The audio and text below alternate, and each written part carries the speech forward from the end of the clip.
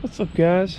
Today got my Royal King battery out of the car and saw that, so I'm gonna doctor it up a bit. And I don't really want to weld in here because I am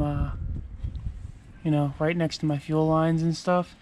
So what I'm going to try to do here is use my legally obtained street sign and bend the corners up, set it in here, bolt it into this, and then it's going to sit on here. I'm going to paint that, and I have a little template made up in cardboard of what I'm going to do. So my sides here are going to bend around it so it won't be sliding around anymore. And then I'm going to try to use the factory wing nut stud in here so I have it soaking. Hopefully we can get that off and come up with a bracket that comes off here and ties over top of the battery.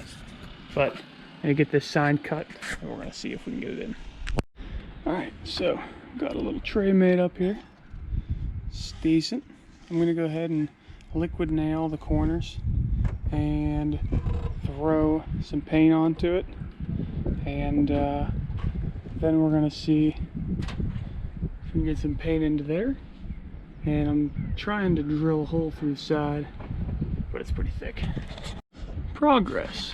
We got a bolt in, and I had to put another nut as a spacer on the bolt because the battery tray is a bit tight and I don't want the bolt to puncture the battery.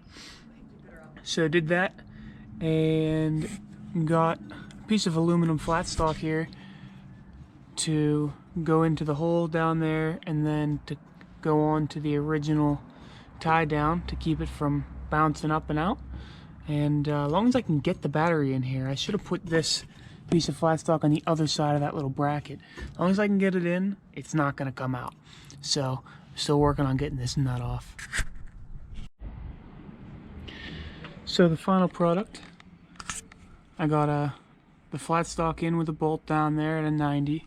I put another piece in up here for a spacer with a rubber bicycle inner tube for a little bit of a spring, some of it there.